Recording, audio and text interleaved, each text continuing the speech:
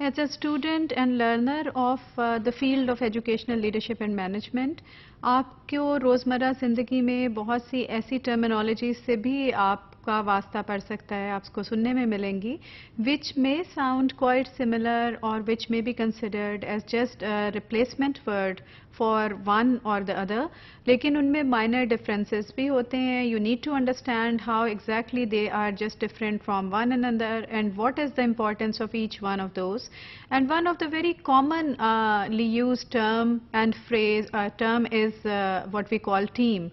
Teams की importance किसी भी ऑर्गेनाइजेशनल वर्किंग में इंतहाई अहम है, और पर्टिकुलरली जब आप एजुकेशन में हों और एजुकेशनल इंस्टीट्यूट को रन कर रहे हों तो उसमें आपको बहुत से मौके पे डिफरेंट टीम्स को फॉर्म करना पड़ेगा, जिसके तहत कि आप कोई भी ऑब्जेक्टिव्स या मिशन को अचीव कर सकते हैं. So you need to understand कि इसके बेसिक कॉम्पोजिशंस में आपको कौन कौन से फैक्टर्स को जहन में रखना है, किस तरह से एक टीम एक ग्रुप से फ़र्क हो सकती है, कौन से ऐसे फैक्टर्स हैं जो कि एक टीम की वर्किंग को इफ़ेक्टिव कर सकते हैं, उसको नुमायां कर सकते हैं, और उसका सक्सेस रेट या उसके prospects to succeed in the mission can be higher if you just keep certain points in your mind. So we need to understand first of all what is a team. Team, there has been different kind of, a variety of definitions that exist and that is available in the literature in terms of the academic meaning or in terms of its literal meaning. और उसको आप जब समझें तो उसके लिए बहुत सारी आपके पास एक diversity मौजूद है, and it depends कि आप किस context में इसको समझने की कोशिश कर रहे हैं. लेकिन teams के मतलब जो basic terminology है और जो basic definitions हैं उसके मुताबिक ये लोगों का एक ऐसा ग्रोह या ग्रुप होता है that has a job to do, that has definitely some mission, some task, some job to perform, either as a paid participant, चाहे तो वो आपके एम्प्लॉयज़ हैं and you are paying that those team members for that particular task और job, या अगर आप किसी कॉज के लिए किसी मिशन के लिए वॉलंटरी भी, या अपनी स्कूल लाइफ में अपनी एजुकेशनल इंस्टीट्यूट में कोई प्रोजेक्ट है, कोई एक्टिविटी है जिसमें कि आप वॉलंटरी भी शामिल होना चाहते हैं, तो still you will be considered a team member.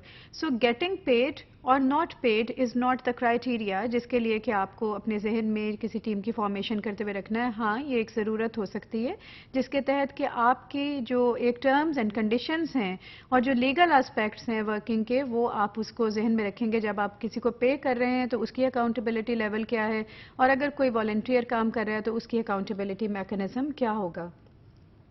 Secondly, a group that has spent some time together, sometimes it also happens that you just work together, you spend some time together with certain people for a longer period of time at a stretch or in increments over a longer period of time. So you have to be together for some time, जिसमें कुछ महीने कुछ साल का वक्त हो सकता है. It really depends कि आपकी एसोसिएशन कितनी पुरानी है उन चंद अफराद के साथ.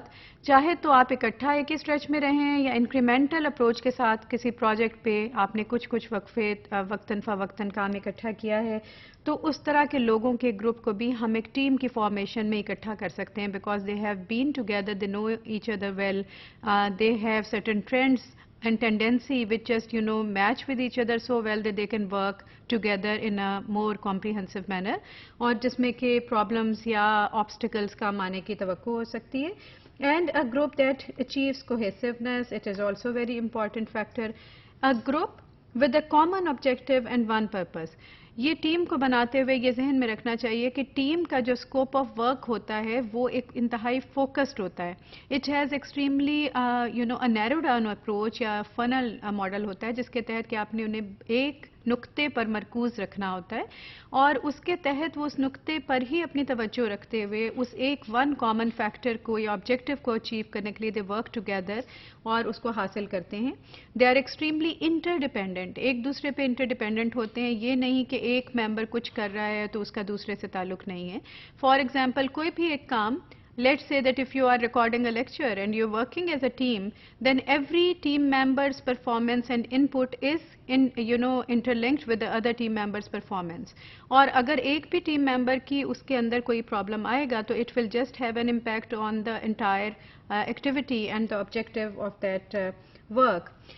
If you just look at the team word itself, it's very interesting, and it is said that there is no I in team. Just focus on the word T. T stand for together, E for everyone, A for achievement and M for more.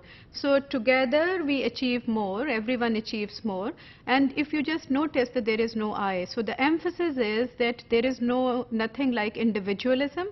Teams stand for collectivism, a collective approach.